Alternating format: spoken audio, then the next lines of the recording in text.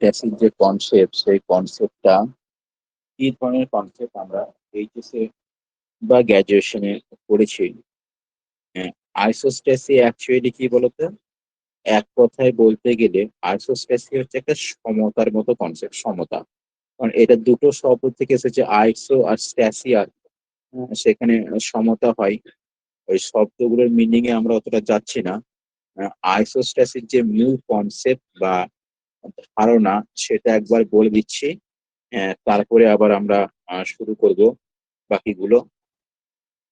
আমাদের মনের মধ্যে প্রশ্ন এরকম জাগতে পারে যে আমাদের পৃথিবী ঘূর্ণায়মান, সর্বদা ঘূর্ণায়মান। আর এইরকম স্যার, একটা ঘূর্ণনশীল বস্তুর ওপর যদি আমরা বলি যে এরকম একটা ঘূর্ণনশীল গ্রহের ওপর কি করে এত বড় বড় পাহাড়গুলো বা এত বড় বড় পর্বতগুলো অবস্থান করছে। ওইগুলো তো পড়ে যেতেও পারতো কারো না কারোর উপরে, কিন্তু পড়ছে না। পৃথিবী ঘূর্ণায়মান অবস্থায় আছে। তাও কিন্তু মাউন্ট এভারেস্টের মতো উঁচু উঁচু পর্বত শৃঙ্গগুলো কিন্তু দাঁড়িয়ে আছে। আমাদেরকে যদি বলা হয় একটা ঘূর্ণায়মান বস্তুর উপর কোনো কিছু দাঁড় করিয়ে দেওয়া হোক, যে ঘুরিয়ে দেওয়া হোক, দেবে ওইটা হয়তো পড়ে যেতে পারে, কিন্তু এগুলো পড়ছে না। তাহলে এরা নিশ্চয়ই কোনো না কোনো একটা মেকানিজমকে ফলো করছে, যে মেকানিজমটা ফলো করার জন্য এদের মধ্যে একটা ভারসাম্য তৈরি হচ্ছে। তো সেখানে বলা হয় আমাদের যে ঘূর্ণায়মান ঘূর্ণায়মান পৃথিবী আছে, সেই ঘূর্ণায়মান পৃথিবীর উচ্চভূমির অঞ্চলগুলো, উচ্চভূমির অঞ্চল মানে যেগুলো পাহাড় পর্বত এগুলো বলছি, সেই উচ্চভূমির অঞ্চলগুলো এবং নিম্নভূমির অঞ্চলগুলো নিজেদের মধ্যে একটা বিশেষ ভারসাম্য বজায় রেখে অবস্থান করে। আর এই ভারসাম্য বজায় রেখে অবস্থান করাটাকেই বলা হচ্ছে আইসোস্ট্যাসি। তাহলে এরকম সংজ্ঞাটা হয় বা কাকে ধারণাটা হয় যে আমাদের ঘূর্ণায়মান পৃথিবীর উচ্চভূমির অঞ্চলগুলি এবং নিম্নভূমির অঞ্চলগুলি নিজেদের মধ্যে এক বিশেষ ভারসাম্য বজায় রেখে অবস্থান করছে। আর এই ভারসাম্য স্যার, বজায় স্যার, রাখাটাকে আমরা বলছি কি সমস্থিতি। ওকে, এটা জেনারেল কনসেপ্ট গুলো। এই এই উচ্চভূমি এবং নিম্নভূমির যে অঞ্চল, এইগুলোর যদি আমরা একটা করি, ভাগ করি, সেখানে বলা হয় যে আমাদের পৃথিবী পৃষ্ঠের ওপরে যে সমস্ত কি আছে, একক গুলো আছে, ভূপ্রাকৃতিক একক। আর এই ভূপ্রাকৃতিক একক বলতে আমরা পাহাড় পর্বত মালভূমি সমভূমি, এগুলোকে বলা হয় ভূপ্রাকৃতিক একক। তো এই ভূপ্রাকৃতিক একক নিজেদের উচ্চতা ও ঘনত্বের মাধ্যমে কি করছে, নিজেদের মধ্যে একটা বিশেষ ভারসাম্য বজায় রেখে বিভিন্ন উচ্চতায় অবস্থান করে। এই বিভিন্ন উচ্চতায় অবস্থান করাটাকেও কি বলা হচ্ছে আইসোস্ট্যাসিস। ভূপৃষ্ঠের উপরে যে সমস্ত এককগুলো আছে, যে এককগুলোকে আমরা বলছি পাহাড় পর্বত মালভূমি সমভূমি, এগুলো কি করেছে, উচ্চতা অনুযায়ী কি করেছে, তাদের মধ্যে উচ্চতা এবং ঘনত্ব এই অনুযায়ী কি করেছে, নিজেদের মধ্যে ভারসাম্য বজায় রেখে অবস্থান করছে। এই ভারসাম্য বজায় রেখে অবস্থান করাটাকে কি বলা হবে আইসোস্ট্যাসি। তো এই আইসোস্ট্যাসিস যে শব্দ, উম, সেই আইসোস্ট্যাসিস শব্দটা প্রথম যিনি ব্যবহার করেছিলেন, সিই ডাটন প্রথম আইসোস্ট্যাসিস শব্দটা ব্যবহার করেছিলেন। এটা আমাদের পরীক্ষার জন্য খুবই ইম্পর্টেন্ট। সিই ডাটন কি করেছিল, প্রথম আইসোস্ট্যাসিস শব্দটা কিন্তু ব্যবহার করেছিল সিই ডাটন। তো এই সিই ডাটন আইসোস্ট্যাসিস শব্দটা কত সালে ব্যবহার করেছিল না, আঠেরোশো 1859 সালে শব্দটা ব্যবহার করেছিল। এটা আমাদের ম্যাক্সিমাম এবং সাবিন্দর সিং এর বইতেও আছে 1859।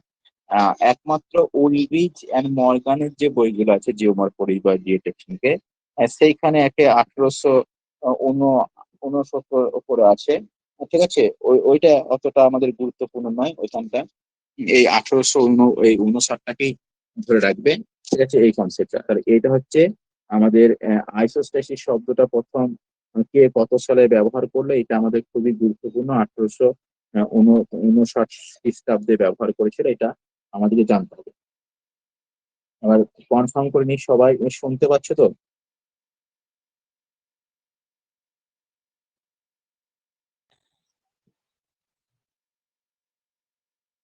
আমি দেখে নিচ্ছি। সঙ্গীতা শুনতে পাচ্ছ? হ্যাঁ স্যার।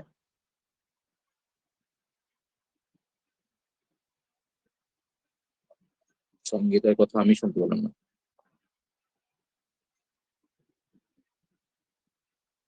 হ্যাঁ স্যার, শুনতে পাচ্ছি। আচ্ছা, পাপিয়া?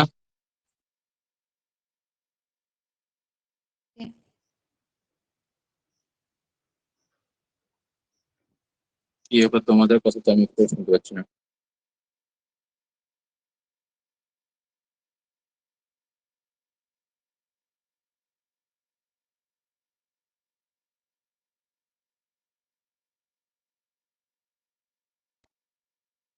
সুস্মিতা?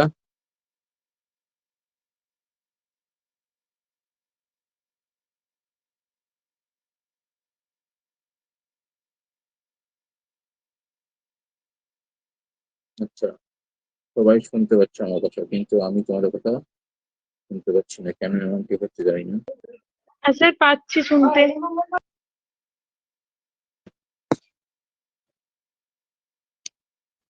ফার্স্ট টাইম শুনতে পাচ্ছিলাম, এখন আর শুনতে পাচ্ছি না। আচ্ছা, শিপ্রা শুনতে পাচ্ছ তো?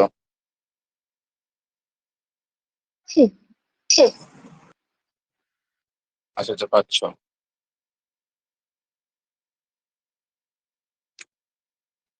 ঠিক আছে, যদি কেউ শুনতে না পাও তাহলে বলবে বা মেসেজ করবে, আমি মেসেজ গুলো দেখতে পাচ্ছি, কোনো অসুবিধা নেই।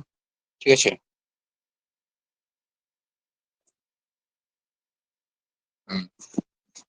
ওকে, যদি যদি কোথাও সমস্যা হয় তখন বলবে, হ্যাঁ?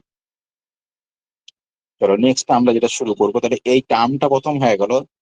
যে কে টার্মটা দিয়েছিল আইসোস্ট্যাসিস, সেটা হলো। এরপরে দেখো যেটা আছে, এই আইসোস্ট্যাসিস সম্পর্কে অনেক বিজ্ঞানী অনেকগুলো মতবাদ দিয়েছে, ঠিক আছে। আইসোস্ট্যাসিস সম্পর্কে অনেকগুলো বিজ্ঞানী অনেকগুলো মতবাদ দিয়েছে। আহ, যে মতবাদগুলোকে আমি এখানে কি করেছি, পরপর সাল অনুযায়ী সাজিয়ে দিয়েছি। এতে কি সুবিধা হবে একটা, যদি কখনো প্রশ্ন আসে আমাদের যে আইসোস্ট্যাসির বিভিন্ন মতবাদগুলিকে ক্রম অনুসারে সাজাও, তাহলে সেই কোশ্চেনটা আনসার করতে আমাদের সুবিধা হবে। তাই বিভিন্ন জনের যে মতবাদগুলো আছে, এখনো দুজনের মতবাদ আছে, তাদের সালগুলো সঠিকভাবে পাওয়া যায়নি বলে ওটা দিইনি কো। যতগুলো পেয়েছি ততগুলোকে দিয়েছি। ঠিক আছে। তো আইসোস্ট্যাসিস যে থিওরি প্রথম এইরি দিয়েছিলেন 1855 খ্রিস্টাব্দে। এইরি দিয়েছিলেন, ঠিক আছে, 1855 খ্রিস্টাব্দে দিল এইরি আইসোস্ট্যাসিস যে কনসেপ্টটা। 1855 খ্রিস্টাব্দে দিল এইরি। আর এইরির পরেই 4 বছর পরেই দিয়েছিল প্র্যাট 1859 সালে। অ্যাকচুয়ালি এইরির ধারণাটাকে সমালোচনা করে ইনি দিয়েছিলেন। তারপরে হেফোর্ড আর বাউই এরা দিয়েছিলেন দুজনে মিলে 1923 খ্রিস্টাব্দে।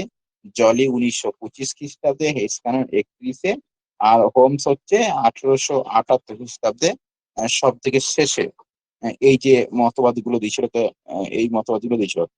হেস্কানেনটা হচ্ছে 1931 বললাম না, হেস্কানেন আহ, এই মতবাদটা 1931 কি,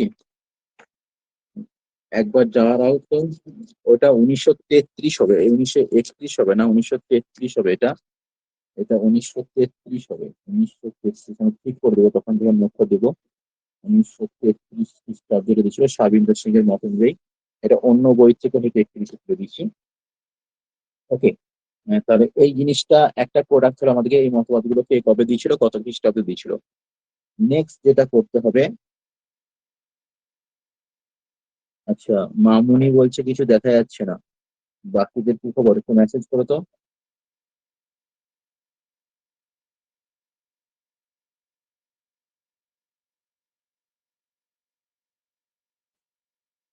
বাকিরা কি দেখতে পাচ্ছ? তোমাকে তুমি যাচ্ছে। একটা কথা শুনতে পাচ্ছি না। হ্যালো,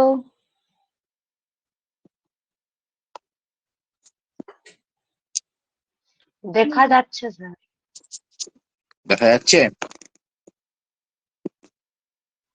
হ্যাঁ স্যার। ও আচ্ছা আচ্ছা। নেক্সট নেক্সট যে পার্টটাতে আমরা আসবো, সেই পার্টটা হচ্ছে এই যে আইসোস্ট্যাসিস থিওরি।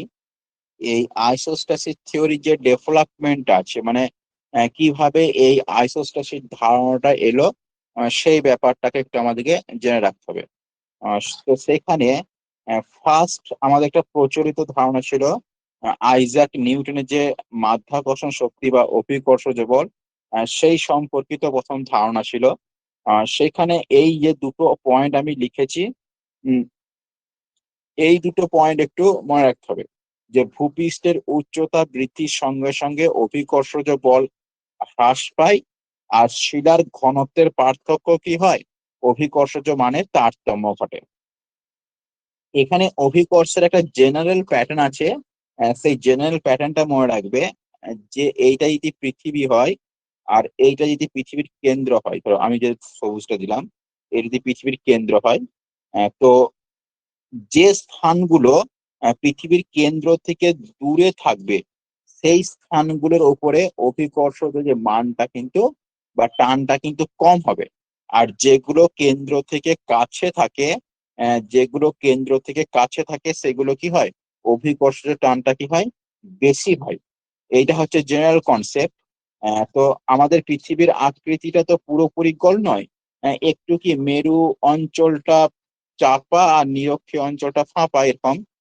তাহলে কোনো একটা স্থান নিরক্ষীয় অঞ্চলে কি হবে, নিরক্ষীয় অঞ্চলটা যেহেতু কেন্দ্র থেকে দূরত্বটা অনেক বেশি, তাই এখানে কি হবে, কেন্দ্র থেকে দূরত্ব বেশি হওয়ার জন্য আমাদের অভিকর্ষজ যে টানটা সেটা কম হবে। আর মেরু অঞ্চলগুলো যেহেতু কেন্দ্র থেকে দূরত্ব কম, তাই আমাদের অভিকর্ষজ টানটা কিন্তু বেশি হবে। তাহলে নিরক্ষীয় অঞ্চলে টানটা কম, মেরু অঞ্চলে টানটা বেশি।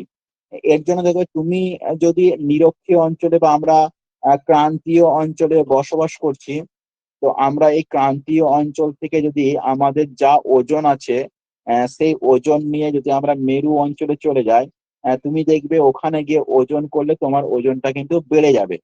কারণ ওজনের সঙ্গে অভিকর্ষ যে মানটা জড়িত আছে, ওখানে টানটা বেশি হয়ে যাবে, তোমার কিন্তু ওজন বেড়ে যাবে। একই বস্তু কিন্তু ওখানে গিয়ে ওজন গুলো বেড়ে যাবে। তাহলে এই জিনিসটা থাকবে।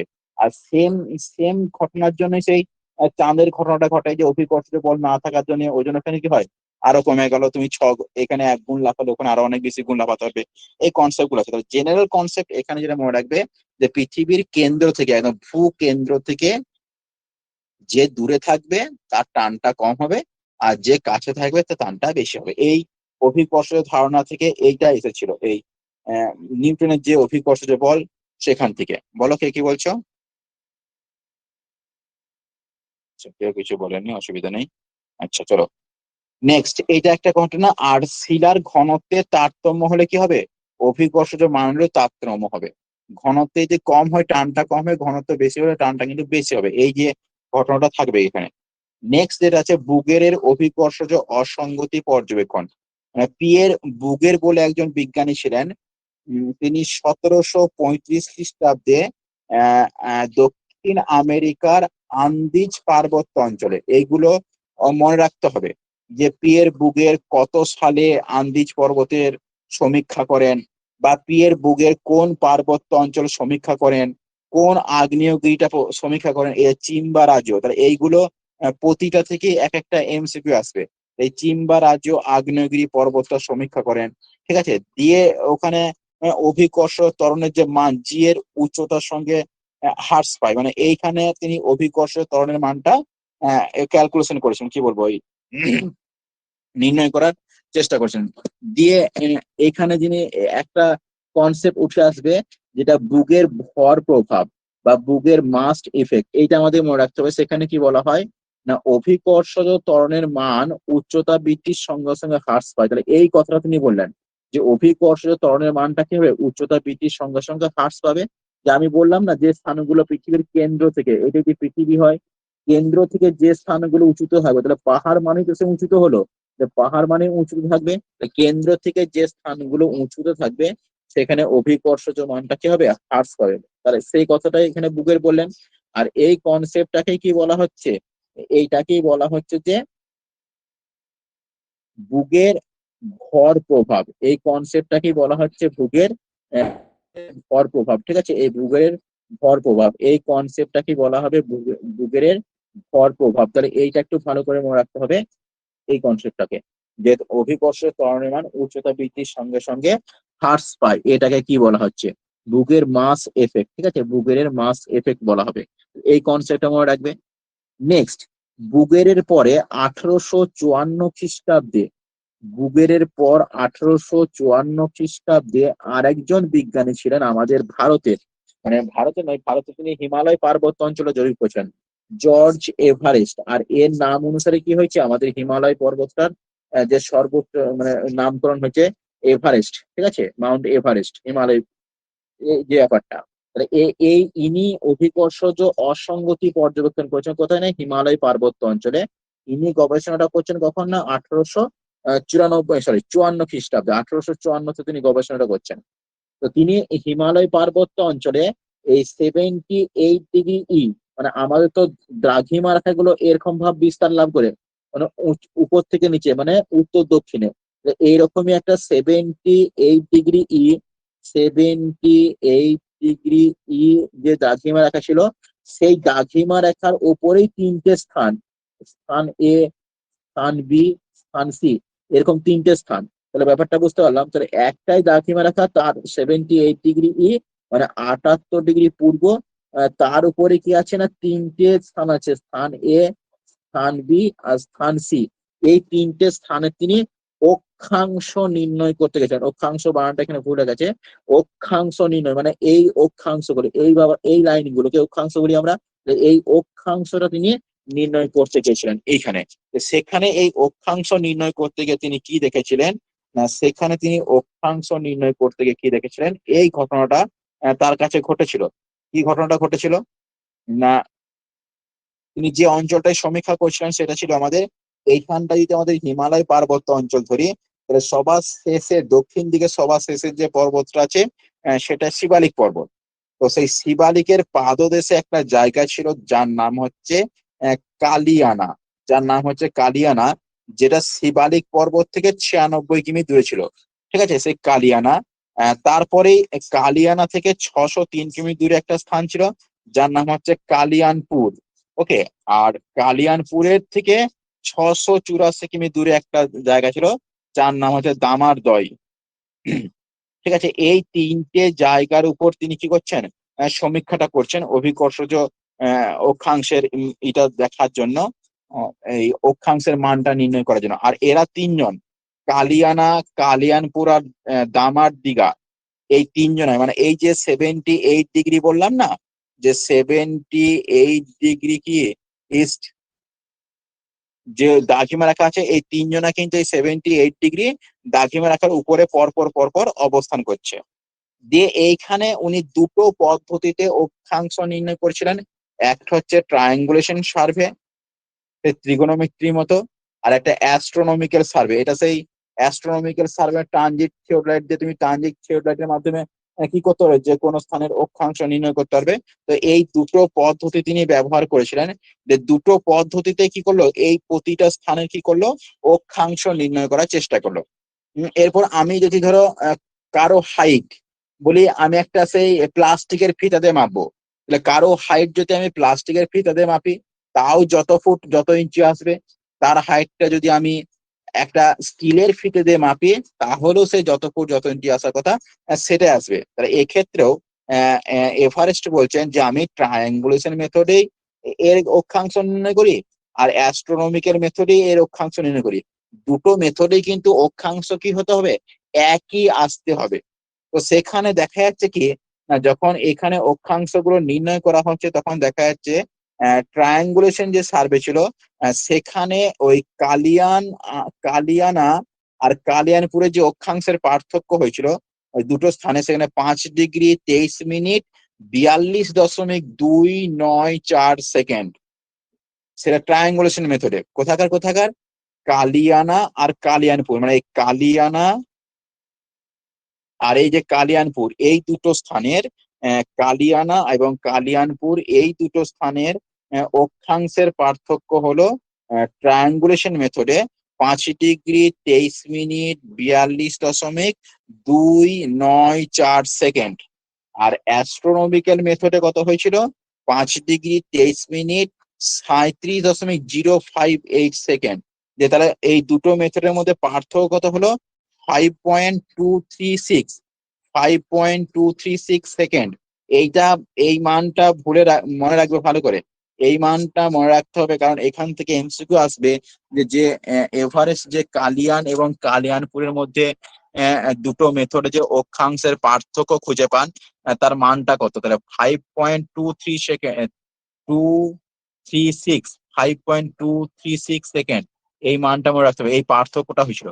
কিন্তু তিনি এতটা অবধি সার্ভে করলেন এবং এর যে পার্থক্যের মূল কারণ সেটা ঠিকঠাক ভাবে ব্যাখ্যা করতে পারেননি। তবু ঠিকঠাক ভাবে ব্যাখ্যা করতে পারেননি, তবে তিনি একটা আইডিয়া করেছিলেন, এই যে শিবালিক পর্বত আছে, যখন ওই থিওডোলাইটের মাধ্যমে যখন আমরা করব, ওই কি বলবো অক্ষাংশ নির্ণয় করব, দেখবে আমরা ফিল্ড সার্ভে করার সময় আমাদের যে থিওডোলাইট গুলো ছিল সেখান থেকে আমরা একটা প্লাম বব ঝুলাতাম নিচের দিকে, উলুন বলতাম যেটাকে, এরকম করে একটা প্লাম বব ঝুলাতাম যেটাকে আমরা উলুন বলি। এরকম একটা প্লাম বব দড়িতে ঝুলানো থাকতো থিওডোলাইটের নিচে। এই যে প্লাম ববের যে লাইনটা, এই লাইনটা শিবালিক থাকার জন্য শিবালিকের দিকে যতটা আকৃষ্ট হওয়ার কথা, শিবালিক এত উঁচু বড় কিন্তু ততটা আকৃষ্ট হয়নি, তার জন্য এরকম একটা পার্থক্য আসছে বলে তিনি একটু ধারণা করতে গেছিলেন। তিনি এই জায়গায় এসে ছেড়ে দিলেন এই সমীক্ষাটা। তার পরবর্তীকালে প্রায় 200 বছর পরে, ওনার প্রায় 200 বছর পর, প্রাট 1855 খ্রিস্টাব্দে, সরি 200 বছর হবে না এটা, এ করেছিল কত খ্রিস্টাব্দে বললাম, 1854 খ্রিস্টাব্দে মনে হয়, এটা 1855 খ্রিস্টাব্দে, তার 1855 খ্রিস্টাব্দে। দেখে নিই একবার স্লাইডটা, দেখি তো কত বছর পর ছিল এটা। বুকের ছিল 17, হ্যাঁ ঠিকই, আমি বুকেরটা ঠিকই ধরেছিলাম 200 বছর প্রায়, কারণ এটা ছিল 1735, ঠিকই বলেছিলাম 1735 ছিল বুকের। আর আমাদের এখানে চলে এলো বুকের পরে আমাদের এসছিল, বুকের পরে এসছিল আমাদেরকে এভারেস্ট, জর্জ এভারেস্ট কত সালে করেছিল, জর্জ এভারেস্ট করেছিল 1854।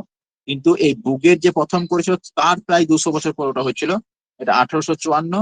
1854 পরে চলে যাবে আমাদের 1855 খ্রিস্টাব্দে, 1855, তার 1 বছর পরই প্র্যাট করছেন। প্র্যাটের আবার একটা সমীক্ষা করছেন তিনি, কার সমীক্ষাটা করছেন না, আমাদের যে এভারেস্ট যে পর্যবেক্ষণটা করেছিলেন বিচ্যুতির, তার কারণটা এখানে তিনি ব্যাখ্যা করছেন প্র্যাট। যে সেই কারণটা ব্যাখ্যা করতে গিয়ে তিনি দুটো সম্ভাব্য কারণের কথা বলেছিলেন, যে এরকম পার্থক্য হওয়ার এই সম্ভাব্য কারণ দুটো মনে রাখতে হবে, কারণ এখান থেকেও হয়তো এমসিকিউ দিবে। প্র্যাট অভিকর্ষজ অসঙ্গতির পেছনে যে দুটো কারণের কথা বলছেন সেই দুটো কি কি, সেখানে তিনি বলেছিলেন হিমালয়ের অভ্যন্তরভাগটা শিলাস্তর হচ্ছে হালকা, হিমালয় হচ্ছে হালকা শিলাস্তর দ্বারা গঠিত, আর ওই অঞ্চলের শিলার আপেক্ষিক গুরুত্ব তথা ওজনটা কিছুটা হলেও কম ওজন। আর তিনি হিমালয়ের শিলার ঘনত্বটা নির্ণয় করেছেন 2.75 গ্রাম/সেমি। তাহলে এই ডেটাটাও মনে রাখতে হবে যে প্র্যাটের মতে হিমালয়ের শিলার ঘনত্ব কত, 2.75 গ্রাম/ঘন সেমি। তাহলে এই ডেটাটাও মনে রাখতে হচ্ছে কত সালে করেছিল সেটা হলো। আর এই যে কারণটা কি ছিল, অসঙ্গতির কারণ কি ছিল, হিমালয়ের অভ্যন্তর ভাগের শিলাস্তর বলছে হালকা, মানে অতটা ভারী নয়, আবার ওই অঞ্চলটার আপেক্ষিক গুরুত্ব কি অনেকটা কম, মানে আপেক্ষিক গুরুত্ব মানে ওজন, সেই ওজনটাও কি অনেকটা কম। তাহলে এই কথা তিনি যে অক্ষাংশের কালিয়ানা এবং কালিয়ানপুরের অক্ষাংশ যে ব্যবধান বের করেছেন, সেইটা কিন্তু ছিল 15.855, এটা মনে রাখতে হবে। কিন্তু ওই এর সঙ্গে জর্জ এভারেস্টের সঙ্গে সেম নয়, এভারেস্টেরটা কত ছিল, এভারেস্টেরটা ছিল 5.236, আর এর কিন্তু সেটা কত আছে 15.855। তাহলে এই দুজনাকার ব্যক্তির কালিয়ান এবং কালিয়ানপুরের অক্ষাংশের যে বিচ্যুতি, সেই বিচ্যুতির মান দুটো আমাকে মনে রাখতে হবে। এইগুলো গেল, এইগুলো আইসোস্ট্যাসিস যে ডেভেলপমেন্টের পারপাসে যে সমস্ত কনসেপ্ট গুলো ছিল সেইগুলো গেল, আইসোস্ট্যাসিস ডেভেলপমেন্টের যে কনসেপ্ট গুলো। এরপরে আমরা আস্তে আস্তে মেন থিওরি গুলোতে আসবো, যে কে আইসোস্ট্যাসিস সম্পর্কে কে কি তত্ত্বগুলো দিয়েছিল সেখানে।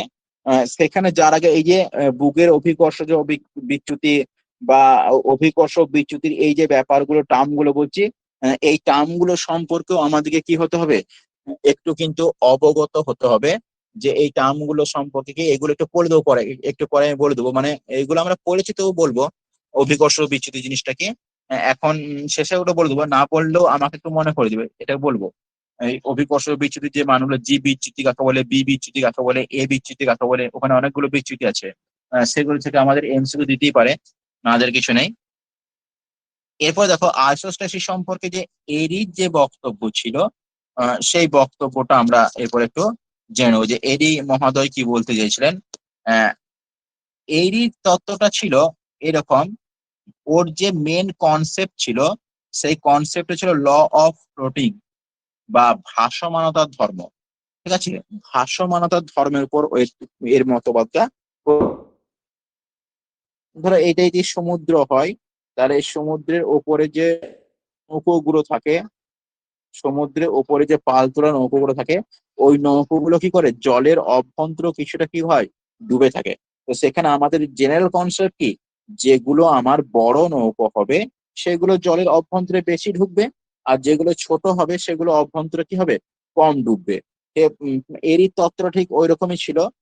যে উনি বলতে চাইছিলেন যে পাহাড় পর্বত মালভূমি সমভূমি, ধরো এটা আমাদের সাবস্ট্রেটা মানে অ্যাস্থনোস্ফিয়ার আছে, ধরো এটা অ্যাস্থনোস্ফিয়ার, আর এর উপরে পাহাড় আছে, ঠিক আছে, এর উপরে পর্বত আছে, এর উপরে মালভূমি আছে, এই যে ব্যাপারগুলো আছে। তো এরা কি করবে, যার যতটা উচ্চতা উপর দিকে, সে তার সমপরিমাণ নিচে দিকে কি করবে, ডুবে যাবে। যার যতটা উপর দিকে উচ্চতা সে তার সমপরিমাণ নিচে দিকে ডুববে। ডুবে গিয়ে কি করবে, এই ভারসাম্যটা বজায় রাখবে। তাহলে ভূ অভ্যন্তরের নিচে বা অ্যাস্তনোস্ফিয়ারে সবার কি একটা শিকড়ের মতো অংশ আছে, সবারই কি আছে একটা করে শিকড়ের মতো অংশ আছে। সেই শিকড়ের মতো অংশটাকে উনি রুট হিসেবে ধরেছিলেন। তাই এই হাইপোথিসিসটাকে বলাই হয় মাউন্টেন রুট হাইপোথিসিস বা রুট হাইপো। এখান থেকে এটা হচ্ছে মেন থিমটা। এই মেন থিমের মেন যে বক্তব্যটা ওর ছিল, সেই মেন বক্তব্যটা এইটা। এটাকে যে থিম ছিল বক্তব্য, uniform thickness, uniform density thickness. মানে হচ্ছে উনি বলতে চাইছেন পাহাড় পর্বত মালভূমি সমভূমি, ওদের সবার ঘনত্ব এক। পাহাড়ের যা ঘনত্ব, সমভূমিরও তার ঘনত্ব, মালভূমিরও তার ঘনত্ব, সবার ঘনত্ব এক। শুধুমাত্র পার্থক্য কিসে ঘটেছে ওদের, ওদের শুধুমাত্র পার্থক্য ঘটেছে উলম্ব উচ্চতার, কেউ বেশি উঁচু কেউ কম উঁচু, এই উলম্ব উচ্চতার মধ্যে পার্থক্য ঘটেছে। এইটাই ওনার মূল বক্তব্য। এবং সেখানে আরেকটা কথা যোগ করছি, যে এই যা যে যত উঁচু নিচের দিকে তার তত শিকড় আছে, আর যে কম উঁচু তার নিচের দিকে কম শিকড় আছে। আর এটা ধরো বেস লাইন, এই কথাটা তিনি এখানে বলেছিলেন, এটাই হচ্ছে তার বক্তব্য, কনসেপ্টের মূল বক্তব্য। এই জন্য এটাকে রুট হাইপোথিসিস বলা হচ্ছে। আর এই হাইপোথিসিসটাই বা আইসোস্ট্যাসিস এই এরই তত্ত্বটা আবার ক্রাস্টাল ইকুইলিব্রিয়াম থিওরি নামে পরিচিত। তাহলে এইগুলো আমাদেরকে ইনফরমেশন গুলো মনে হবে, যে ক্রাস্টাল ইকুইলিব্রিয়াম থিওরি নামে পরিচিতটা। আর এই যে হাইপোথিসিসটা উনি দিয়েছিলেন কোথায়, না রয়্যাল সোসাইটি অফ লন্ডন থেকে প্রকাশিত ফিলোজফিক্যাল ট্রানজাকশন। ফিলোজফিক্যাল ট্রানজাকশন যেটা ছিল রয়্যাল সোসাইটির, সেই ফিলোজফিক্যাল যে ট্রানজাকশন ছিল, সেই জার্নালে তিনি কি করেছিলেন, এই বক্তব্যটা প্রকাশ করেছেন, এরির বক্তব্যটা। এখান থেকে কি কি শর্ট আমাদের এমসিকিউ হতে পারে, বা কি প্রশ্ন ফেলতে পারে, যে এরি কত সালে দিয়েছিল, 1855। তার তত্ত্বটার ভিত্তি কি ছিল, ভাসমানতা ধর্ম বা ল অফ ফ্লোটিং। আচ্ছা, এর মেন কনসেপ্টটা কি ছিল, এই লাইনটাই তুলে দেবে, যে uniform density with varying thickness, এটা কার বক্তব্যে পায়, বা আইসোস্ট্যাসিস কার তত্ত্বে পাওয়া যায়, এটা এইরকম করেই তুলে দেবে। তাহলে সেটা আমাদেরকে কিন্তু মনে রাখতে হবে, যেটা এরই তত্ত্ব আমরা পাচ্ছি। আর এইগুলো পরবর্তী দিতে পারে, সে যে জার্নালে প্রকাশ করেছিল সেই জার্নালটার কি নাম ছিল, ঠিক আছে, এই তত্ত্বটা আর কি নামে পরিচিত, এগুলো দিতে পারে। তাহলে এইটা গেল এরির কনসেপ্টটা, ওকে। এরির পরে আমরা আসবো প্র্যাটের যে কনসেপ্ট ছিল, সেই প্র্যাটের কনসেপ্টে আসবো এরির পরে। প্রাট এরির ঠিক উল্টো কথা বলেছিলেন। প্রাট এরির উল্টো কথা বলেছিলেন। কিরকম উল্টো কথা বলেছিলেন? কারণ আর এখানে আর দু একটা কথা বলে দিই। এই যে এরির এই যে বক্তব্যগুলো বললেন, যে যে যে উপর দিকে যতটা উঁচুতে থাকবে তার নিচের দিকে ততটাই শিখর থাকবে। তো সেখানে একটা সমালোচনা আছে যে হিমালয় পর্বতমালা, যার উপর দিকে উচ্চতা কত, 8,848 মিটার। আবার এখানে এরই একটা জায়গায় বলেছিলেন যে হিমশৈলের যেরকম ভাসমান, হিমশৈলের কিরকম ভাসমান, এক ভাগ বেরিয়ে থাকে, এক ভাগ উপরে বেরিয়ে থাকে, আর ভাগ কি থাকে, নিচেই থাকে। মানে একের নয় অংশ হিসেবে কি করে, একের নয় অংশ হিসেবে কে ভাসতে থাকে, একের নয় অংশ হিসেবে থাকে আমাদের, একের নয় অংশ হিসেবে হিমশৈল ভাসে। তো সেই অনুযায়ী এরই মতো কি, যার উপর দিকটা আমরা যতটা দেখতে পাচ্ছি, হয়তো এক ভাগ দেখতে পাচ্ছি উপরে হয়ে, মানে ভূপৃষ্ঠের উপরে কোন একটা পর্বতের এক ভাগ দেখতে পাচ্ছি, আর সেই পর্বতটার ভাগ কি আছে, এরকম ভিতরে কত আছে, ভাগ আছে। তো এইখানটাই তার খণ্ডন হয়েছিল। কেন খণ্ডন হয়েছিল না, এখানে বলা হচ্ছে তাই যদি হয় তাহলে হিমালয় পর্বতের উচ্চতা কত, হিমালয় পর্বতের উচ্চতা হচ্ছে 8,848 মিটার। 8,848 মিটার। 8,848 মিটার হিমালয়ের উচ্চতা। আর তার সঙ্গে যদি ইন্টু 9 করি, তাহলে যে মানটা আসবে, যে এতটা গভীরতায় কোনো জিনিস এরকম শিকড়ের মতো অবস্থান করতে পারবে না, গলে যাবে। এরকম শিকড়ের মতো অবস্থান করতে পারবে না, গলে যাবে। তো এই কথাটা কখনোই মেনে নেওয়া যাচ্ছে না যে এরকম শিকড়ের মতো ছিল বলে। আরেকটা ওনার যে বক্তব্য ছিল, সেই বক্তব্যটা হচ্ছে যে পাহাড়, পর্বত, মালভূমি, সমভূমি, এদের সবার ঘনত্ব সেম বলে দিয়েছিল। কিন্তু এখন পরীক্ষা করে দেখা যাচ্ছে যে সবার ঘনত্ব কিন্তু সমান নয়। কারণ কি, সবাই একই শিলা দ্বারা গঠিত নয়। তাহলে এই দুটো ছিল ওর কনসেপ্টের সব থেকে বড় ভুল, বা কি বলবো, সব থেকে দুর্বল দিক ছিল। এই দুটো হচ্ছে এরই তত্ত্বের সব থেকে বড় ভুল। তাহলে এই জিনিসটা আমরা একটু মনে রেখে দেবো, এই বক্তব্য দুটোকে, যে উনি কোনটা কোনটা উনি ভুল বলেছিলেন। যে এরির এই যে বক্তব্যর যে ভুল হলো বা সমালোচনা হলো, এই সমালোচনা থেকে কে তৈরি করলো, প্রাটের তত্ত্বটা তৈরি হলো 1959 খ্রিস্টাব্দে। 1959 হবে না, এটা আশা করছি 1859 হবে প্রাটের তত্ত্বটা। তার তো 4 বছর পরে দিয়েছিল, এটা ভুল লেখা গেছে, সরি। এটা 1800 হবে, হ্যাঁ। কারণ আমরা এর আগে ঠিক করেছি, দেবে 1859 হবে, কারণ তার 4 বছর পরেই দিয়েছিল। এরই 4 বছর পরেই দিয়েছিল। এর তত্ত্বের যে মেন যে ভিত্তি ছিল, বা যার উপর ল অফ কম্পেনসেশন, প্রতিফলন তলের নিয়মের উপর। কি বলেছিলেন, ইনি প্রথমে বলেছিলেন যে পাহাড়, পর্বত, মালভূমি, সমভূমি, এদের ঘনত্ব কখনোই সমান নয়, ঘনত্ব হচ্ছে আলাদা আলাদা। তাহলে এখানে তিনি কি বললেন, যে পাহাড় যদি এরকম উঁচুতে হয়, পাহাড় হলো ধরো, তারপরে ধরো এটা মালভূমি হলো, তারপরে এটা সমভূমি হলো, তো এরকম যে সিস্টেম গুলো আছে, এই প্রত্যেকটা ইউনিটের ঘনত্ব কি আলাদা আলাদা। এবং তিনি এখানে আরেকটা কথা বলেছিলেন, এই পর্বত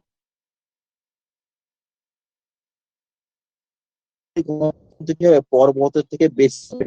মানে এইদিকে এর ঘনত্ব বেশি, আবার এটা ঘনত্ব হবে, মালভূমির ঘনত্ব ঘনত্ব তার থেকে অনেক বেশি হবে। তাহলে এখান থেকে কি হলো, ঘনত্ব আর উচ্চতার মধ্যে কি সম্পর্ক দাঁড়িয়ে গেল, দাঁড়িয়ে গেল সম্পর্ক।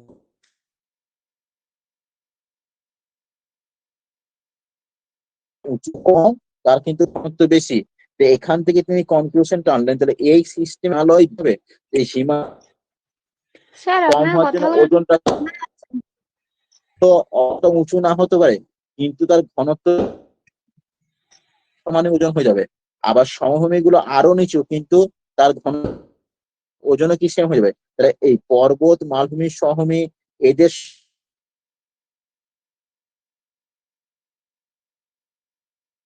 ওজন হবে। তার জন্য কি হবে, এই যে নিচে আমাদের সাবস্টেটাম স্তরটা আছে, উম, উম, এখন আবার সুদীপ্তা দাস শুনতে পাচ্ছে না বলছে, বাকিরা এটা কনফার্ম করো। কেটে যাচ্ছে, নেটওয়ার্ক ইস্যু হচ্ছে মনে হয়। মিঠু বলছে, আচ্ছা এখন দেখো শুনতে পাচ্ছ কিনা।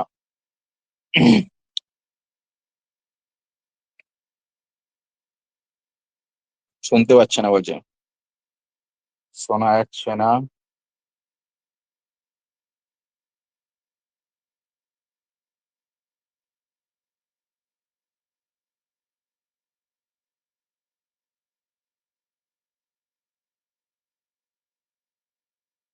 মিঠু বলো, কোথা থেকে বলবো?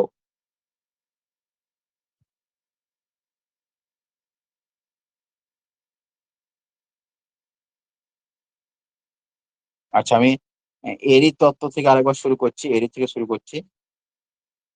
হ্যাঁ, সরি, হ্যাঁ, প্র্যাটের প্র্যাটের প্রথম থেকে শুরু করছি আমি। প্র্যাটের তত্ত্বটার প্রথম থেকে শুরু করছি, এগুলো মুছে দিলাম।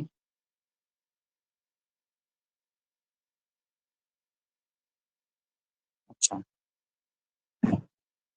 প্র্যাটের তত্ত্বটা তাহলে এরই তত্ত্ব দেওয়ার ঠিক 4 বছর পর হয়েছিল। এটা 1959 হবে না, এটা 1800 হবে। ঠিক আছে, 1859। এই খ্রিস্টাব্দে তিনি দিবেন বক্তব্যটা। তার তত্ত্বর যে মূল বেসিস ছিলেন বা ভিত্তি যেটা ছিল সেটা হচ্ছে ল অফ কম্পেনসেশন, মানে প্রতিপূরণ তলের নিয়ম বা প্রতিপূরণ তলের যে নিয়ম সেই অনুযায়ী তিনি দিলেন ল অফ কম্পেনসেশনের উপর ভিত্তি করে। এরপর দেখো, ল অফ কম্পেনসেশনের উপর দেওয়ার পরে ওনার যে বক্তব্য ছিল মূল, সেই বক্তব্যটা হচ্ছে, যেখানে এইডি বলেছিলেন যে পর্বত, মালভূমি, সমভূমি এদের ঘনত্ব আহ, সমান, কিন্তু উনি বললেন যে না, এই যে পর্বত আছে, তারপরে যদি মালভূমি থাকে, তারপরে যে সমভূমি থাকে, তো পর্বতের যা ঘনত্ব হবে মালভূমির কিন্তু তার থেকে বেশি হবে। আবার মালভূমির যা ঘনত্ব হবে সমভূমির ঘনত্ব কিন্তু তার থেকে অনেক বেশি হবে। আমরা যদি অ্যাপ্রক্স এমনি বোঝার ক্ষেত্রে দেখি যে পর্বতের ঘনত্ব যদি 3 হয়, মালভূমির ঘনত্ব হয়তো 4 হবে, আর সমভূমির ঘনত্ব কত হবে? 5 হবে। তো এইভাবে ঘনত্ব গুলো বাড়তে বাড়তে আসছে। আর একটা জিনিস মনে রাখবে, যার ঘনত্ব বেশি হয় তার ওজন কিন্তু বেশি হয়। তাই তিনি বলছেন এদের মধ্যে উচ্চতার পার্থক্য উচ্চতা যেমন পার্থক্য আছে, সেরকম কি হচ্ছে, ঘনত্বের পার্থক্য আছে। তাই এই হিমালয় পর্বত এত বড় হলো, ঘনত্ব কম হওয়ার জন্য এর যা ওজন হবে, আমাদের মালভূমির কিন্তু ওজনও কিন্তু সেম হবে। আবার সমভূমির ওজনও কিন্তু সেম হবে। মানে পাহাড়, পর্বত, মালভূমি, এদের সবার কিন্তু ওজনগুলো একই হবে। আর সবার ওজনগুলো এক হওয়ার জন্য নিচের দিকে যে চাপ প্রয়োগ করে, সেই চাপটা সবাই মিলে একই চাপ প্রয়োগ করবে। এই পর্বতও যা চাপ প্রয়োগ করবে, মালভূমিও তাও চাপ প্রয়োগ করবে, আর সমভূমি কি করবে? সেই চাপটাই প্রয়োগ করবে। এর ফলে কি হবে, এই যে নিচে যে আমাদের অ্যাস্তনোস্ফিয়ার আছে, এই অ্যাস্তনোস্ফিয়ারের মধ্যে কি হবে, সেই অ্যাস্তনোস্ফিয়ারের মধ্যে এরাও কি করবে, সবাই সমান চাপ যুক্ত একটা তলের মধ্যে থাকবে। সবাই কি করবে, সমান চাপ যুক্ত একটা তলের মধ্যে হবে। এই তলের উপরে কি সবার ঘনত্ব গুলো আলাদা, কিন্তু এই তলটার নিচে কি হবে, সবার ঘনত্ব গুলো সেম হবে। আর এই তলটারই নাম হচ্ছে প্রতিপূরণ তল। ঠিক আছে, এই প্রতিপূরণ তলের উপরে সবার ঘনত্ব আলাদা হলো, এই প্রতিপূরণ তলের নিচে সবার ঘনত্ব এক হয়ে যাবে। তাহলে এই প্রতিপূরণ তলটা কি বলবো না, ভূ অভ্যন্তরে যেখানে কি হচ্ছে, পাহাড়, পর্বত, মালভূমি, সমভূমি গুলো কি হচ্ছে, তাদের ওজন ঘনত্ব আলাদা হলেও ওজন এক হওয়ার জন্য সমানভাবে চাপ দেয়। আর যে তলটা বরাবর এই সমান চাপটা দিচ্ছে, সেটাকে আমরা কি বলবো, আমাদের সেটারই নাম হচ্ছে যে প্রতিপূরণ তল। ঠিক আছে, তাহলে এই প্রতিপূরণ তলের কথা কে বললেন না, এই প্রতিপূরণ তলের কথা তাহলে আমাদের প্র্যাট বললেন। তাহলে এখান থেকে ডিএর প্রশ্ন আসতে পারে যে ল অফ কম্পেনসেশন এটা কার তত্ত্বের ভিত্তি? প্র্যাটের তত্ত্বের ভিত্তি। আবার প্র্যাটের তত্ত্বটা অনেক সময় অ্যান্টি রুট হাইপোথিসিস বলা হয়। মানে সবসময় যে বলা হয় তার ব্যাপারটা নয়। কেন অ্যান্টি রুট হাইপোথিসিস, ড্যালি বলে একজন পাবো আমরা একটু পরে, ড্যালির তত্ত্বটাকে ডিরেক্টলি অ্যান্টি রুট হাইপোথিসিস বলা হয়। এটাকে অ্যান্টি রুট কেন দিয়েছি না, ওই প্র্যাটের তত্ত্বটা যেহেতু রুট হাইপোথিসিস, আর প্র্যাটের উল্টো কথা বলেছিল বলে অ্যান্টি রুট হাইপোথিসিস বলা হচ্ছে। ঠিক আছে, তাহলে এখানে মূল বক্তব্যটা কি হলো, যে ইউনিফর্ম ডেপথ, এই যে সবাই কি করবে, পাহাড়, পর্বত, মালভূমি সবাই কি, সবাই নিচের দিকে একটা গভীরতা পর্যন্তই যাবে, তাই জন্য uniform depth with varying thickness. Varying thickness মানে কি, উচ্চতা গুলো কি হবে, সবার আলাদা আলাদা হবে। গভীরতা সবার সেম, উচ্চতা হচ্ছে সবার আলাদা আলাদা। এটাই হচ্ছে এর তত্ত্বের মূল ধারণা বা মূল কনসেপ্ট যেটা আমরা বলবো, বা মেন থিম যেটা বলবো সেটা। আর এখানে আর একটা জিনিস মনে রাখবে, যে লাইন অফ কম্পেনসেশন, মানে এই যে লাইন অফ কম্পেনসেশন মানে এই যে প্রতিপূরণ রেখা বা প্রতিপূরণ তল, এই ধারণাটা কিন্তু কে দিয়েছিল?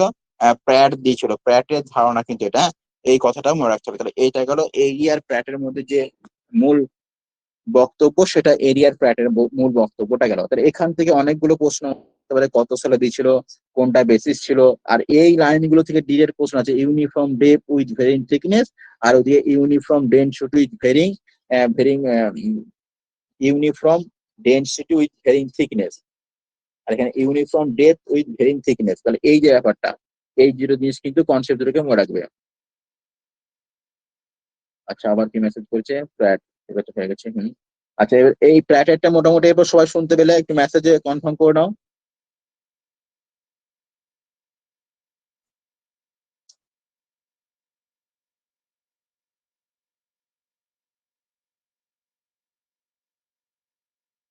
আচ্ছা, আর বাকিরা শুনতে পাবেন? এই 4 জন মাত্র শুনতে পেয়েছে।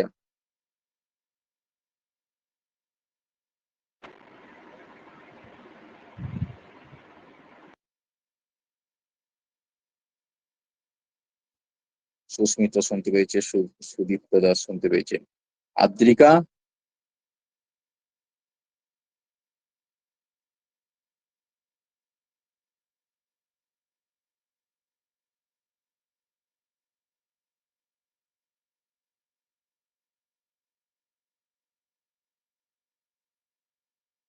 ওকে ওকে। আচ্ছা, সব ঠিকঠাক বুঝতে পারছি তো? দেখিবে তোমাদের ভয়েসটা শোনা যাচ্ছে কিনা। সুলেখা সেন, কোনো কনফার্মেশন নেই। সুলেখা। তা মেসেজ করলাম যে। আচ্ছা,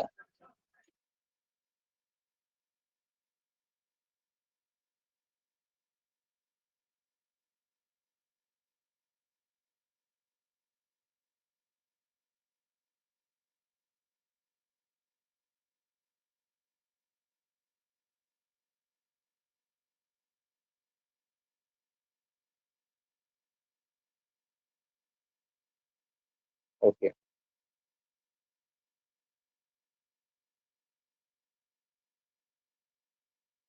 এরপরে যে এই দুটো কনসেপ্ট হচ্ছে আমাদের মেন, এই দুটো কনসেপ্ট কি হলো, এরিয়ার প্র্যাটের কনসেপ্ট আমাদের আইসোস্ট্যাসি থেকে মেন কনসেপ্ট।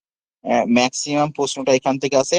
এরপরে বাকি যে সমস্ত আমাদের বিজ্ঞানী মহল ছিল, বা বাকি যে সমস্ত আমাদের মানে মতবাদ যারা দিয়েছে তারা ছিল, তাদের গুলো একটু আধটু করে আমরা দেখে নেবো, না দেখার কিছু নেই। কারণ তাদের বক্তব্যগুলো আমাদেরকে পড়তে হবে, যে তারা কি বক্তব্য পেশ করেছিলেন, এবং সেখান থেকে কি এমসিকিউ কোশ্চেন হতে পারে সেটাও আমাদেরকে জেনে নিতে হবে। ওকে, একটু একটু করে শর্ট আউট করে দিচ্ছি, যেগুলো আমাদের খালি মনে রাখতে হবে। সেই ব্যাপারগুলো শুধু এখান থেকে একটু করে নেবো, বাকিগুলো অতটা না দেখলেও হবে। ঠিক আছে, তো সেখানে দেখো আর একটা কনসেপ্ট যেটা হেফোর্ড অ্যান্ড বাউই যেটা দিয়েছিলেন, সেখানে ওরা প্লেন অফ কম্পেনসেশন, এই প্লেন অফ কম্পেনসেশনের কথা বলছেন। মানে আমাদের যেটা এরি বলেছিলেন, সরি প্র্যাট বলেছিলেন লাইন অফ কম্পেনসেশনের কথা বলেছিলেন, এরকম লাইন, সেখানে ওটা তিনি প্লেন কথাটা ইউজ করেছিলেন। তাহলে এই ধারণাটা দিল প্লেন অফ কম্পেনসেশনের। আর এটা কত কিমি গভীরে ছিল? 100 কিমি গভীরে ছিল বলে তিনি ধারণা করেছেন। ঠিক আছে, এরা দুজন, মানে এখানে তো একজন ছিলেন না, দুজন ছিলেন। তাহলে এই দুজন ছিলেন যে 100 কিমি গভীরে আছে। আর এরা কিছুটা বা অনেকটা প্র্যাট কি করেছে, সমর্থন করছে। কারণ প্র্যাটের তত্ত্বটা কি ছিল, ওই লাইন, আর ওরা লাইনের জায়গায় কি ইউজ করে, শুধুমাত্র প্লেন ইউজ করলো। তাই এই জন্য প্র্যাটের তত্ত্বটা কি অনেকটা সমর্থন করছে। তো এখান থেকে কি প্রশ্ন নিতে পারে, যে নিচের কোন মানে কারা প্র্যাটের তত্ত্বকে অনুসরণ করে বা প্র্যাটের তত্ত্বকে সমর্থন করে, তাহলে সেখানে হেফোর্ড আর বায়ুর নামটা হবে। হ্যাঁ, সেখানে অনেকজনের নাম দেওয়া থাকবে, তার মধ্যে এই নামগুলো চুজ করতে হবে যে এরা প্র্যাটের তত্ত্বটাকে সমর্থন করছে। অ্যাকচুয়ালি তো মেন কনসেপ্ট এরিয়ান প্র্যাট দিয়ে দিয়েছে, আর বাকিগুলো এরা একটু করে এক্সটেন্ড করেছে, শুধু যে হ্যাঁ এটা একটু করে এইদিক ওদিক করছে। ঠিক আছে, এই যে ঘটনাগুলো শুধুমাত্র।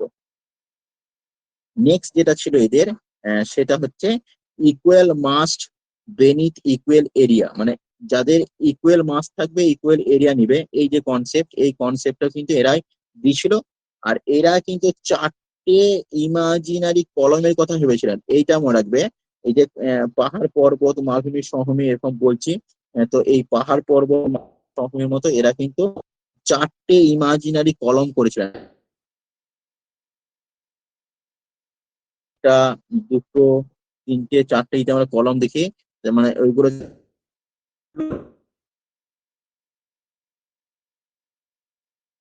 রিজন, একটা অবসর রিজন। তাহলে এইভাবে ওরা চারটে কলমের কথা বলেছিলেন। এখান থেকে কি প্রশ্ন দিতে পারে? খুব কনসেপচুয়াল প্রশ্ন দিলে, খুব ভিতর থেকে প্রশ্ন দিলে বলবে যে হ্যাভ বারবির যে কলমটি বা নিম্নলিখিত কোন কলমটির কথা বলেছেন, দেখবে অন্য কিছু টার্ম থাকবে, তার সঙ্গে এই চারজনের শোনা যে যাচ্ছে কোনো না একটা ঠিক টার্ম মতো, থাকবে। কথাগুলো আটকে আটকে যাচ্ছে বারবার। নাম করবে কোনটা বলেননি বলবে, এরকম একটা কিছু বলবে, ঠিক আছে?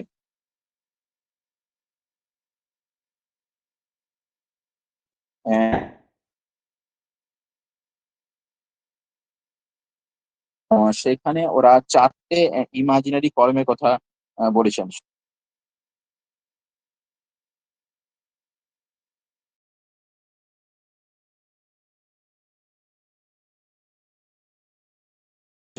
বলছি শোনা যাচ্ছে না স্যার।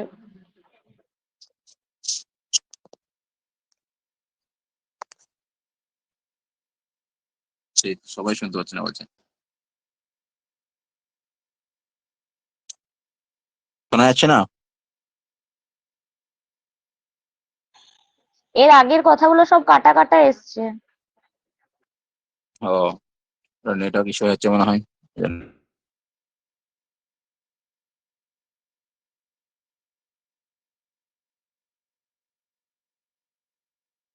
এটা একটু বলে দিই তাহলে। এরা চারটে ইমাজিনারি কথা বলছেন, ইনার প্ল্যাটু প্লেন আর অফশোর রিজিয়ন।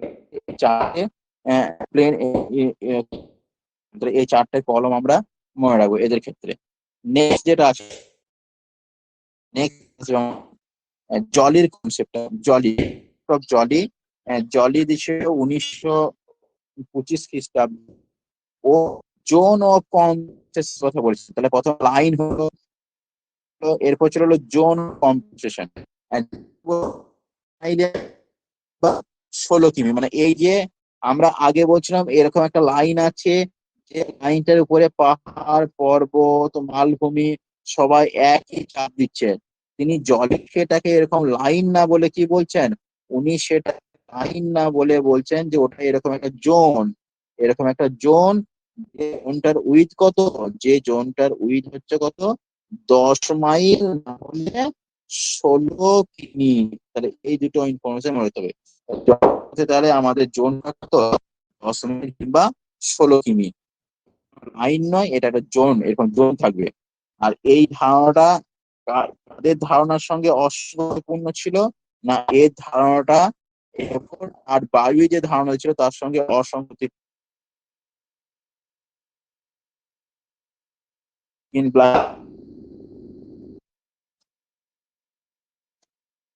আচ্ছা, এক কাজ, ডিস্টার্ব করছে আমাদের ওই গুগল মিটে, আমি লিঙ্ক দিচ্ছি, ওখানে